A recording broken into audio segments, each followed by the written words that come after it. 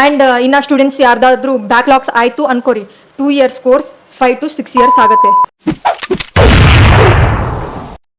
Hello everyone, ಎಲ್ಲರಿಗೂ ನಮಸ್ಕಾರ and welcome to my YouTube channel. ಇವತ್ತಿನ ವಿಡಿಯೋ ಟಾಪಿಕ್ ಬಂದ್ಬಿಟ್ಟು the harsh reality of D pharmacy course in Karnataka. Already ಯಾರೆಲ್ಲ PUC ಮುಗಿಸಿದ್ದೀರಾ, ಇವಾಗ ಡಿ ಫಾರ್ಮಸಿ ಜಾಯ್ನ್ ಅಂತ ಅನ್ಕೊಂಡಿದ್ದೀರಾ, ಈ ವಿಡಿಯೋನ ಲಾಸ್ಟ್ವರೆಗೂ ನೋಡಿ. First of all D pharmacy course ಬಗ್ಗೆ ನಿಮ್ಗೆಲ್ಲರಿಗೂ ನಾಲೆಜ್ ಇದೆ ಅಂತ ಅನ್ಕೊಂಡಿದ್ದೀನಿ. ಲಾಸ್ಟ್ ವಿಡಿಯೋದಲ್ಲಿ ಡಿ ಫಾರ್ಮಸಿ ಬಗ್ಗೆ ಡೀಟೇಲ್ ಆಗಿ ಎಕ್ಸ್ಪ್ಲೇನ್ ಮಾಡಿದ್ದೀನಿ. ಅಂದರೆ ಡಿ ಫಾರ್ಮ್ ಅಂದರೆ ಏನು, scope, eligibility, duration, career opportunities ಯಾವ್ಯಾವ ಇದ್ದಾವೆ ಅದೆಲ್ಲ ನಿಮಗೆ ಗೊತ್ತಿದೆ ಅಂತ ಅನ್ಕೊಂಡಿದ್ದೀನಿ. Reality of D pharmacy course in Karnataka. First of all students ಏನು ಅನ್ಕೊಂಡಿರ್ತಾರಂದ್ರೆ diploma in pharmacy 2 years course ಬೇಗ ಕಂಪ್ಲೀಟ್ ಆಗ್ಬೋದು. ಕಂಪ್ಲೀಟ್ ಆದ ತಕ್ಷಣ ಲೈಸೆನ್ಸ್ ತೊಗೊಂಡು ನಾವು ಏನಾದರೂ ಬಿಸ್ನೆಸ್ ಮಾಡ್ಬೋದು, ಮತ್ತು ಮೆಡಿಕಲ್ ಸ್ಟೋರಲ್ಲಿ ವರ್ಕ್ ಮಾಡ್ಬೋದು, ಆ್ಯಸ್ ಎ ಫಾರ್ಮಸಿಸ್ಟ್ ಆಗಿನೂ ವರ್ಕ್ ಮಾಡ್ಬೋದು ಅಂತ ಅಂದ್ಕೊಂಡು ಈ ಕೋರ್ಸ್ನ ಜಾಯ್ನ್ ಆಗಿರ್ತಾರೆ. ಆದರೆ ರಿಯಾಲಿಟಿ ಏನಂದರೆ 2 years ಕೋರ್ಸ್ ಕಂಪ್ಲೀಟ್ ಆಗೋಷ್ಟಿಗೆ 4 years ಆಗುತ್ತೆ.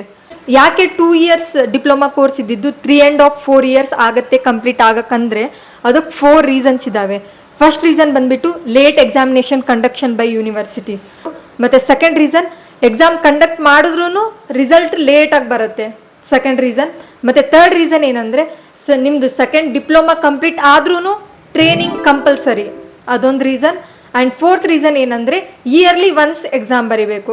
ಈ first problem late examination problem ಸ್ಟೂಡೆಂಟ್ಸ್ಗೆ ಯಾವ ಥರ ಎಫೆಕ್ಟ್ ಆಗುತ್ತಂದರೆ, ಫಾರ್ ಎಕ್ಸಾಂಪಲ್ ನೀವು 2026 ಸೆಕೆಂಡ್ PUCನ ಎಕ್ಸಾಮ್ನ ಬರ್ದಿರ್ತೀರಾ. ಅರೌಂಡ್ ಫೆಬ್ರವರಿ ಮಾರ್ಚಲ್ಲಿ ನೀವು ಸೆಕೆಂಡ್ PUC ಎಕ್ಸಾಮ್ ಬರ್ದಿರ್ತೀರಾ.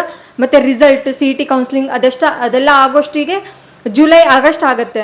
ಮತ್ತು ಅಡ್ಮಿಷನ್ ಅದೆಲ್ಲ ಪ್ರಾಸೆಸ್ ಮುಗಿದ್ರೂ ನಿಮ್ಮ ಕಾಲೇಜ್ ಯಾವಾಗ ಸ್ಟಾರ್ಟ್ ಆಗುತ್ತಂದರೆ ಅರೌಂಡ್ ಸೆಪ್ಟೆಂಬರ್ ಅಕ್ಟೋಬರಲ್ಲಿ ನಿಮ್ಮ ಕಾಲೇಜ್ ಸ್ಟಾರ್ಟ್ ಆಗುತ್ತೆ. ಈ ಕಾಲೇಜ್ 2026 ಅಕ್ಟೋಬರಲ್ಲಿ ಸ್ಟಾರ್ಟ್ ಆದರೆ ನೀವು first year diploma in pharmacy ಎಕ್ಸಾಮ್ನ ಯಾವಾಗ ಬರಿತೀರಾ ಅಂದರೆ 2028 ಫೆಬ್ರವರಿ ಮಾರ್ಚಲ್ಲಿ ಬರಿತೀರಾ.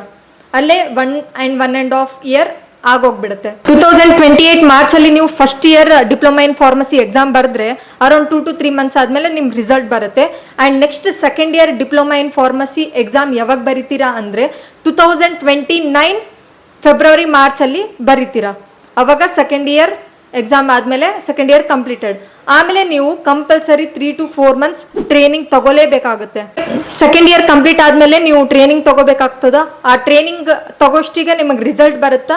ರಿಸಲ್ಟ್ ಆದಮೇಲೆ ಕಾನ್ವೊಕೇಶನಿಗೆ ಅಪ್ಲೈ ಮಾಡಬೇಕಾಗುತ್ತಾ.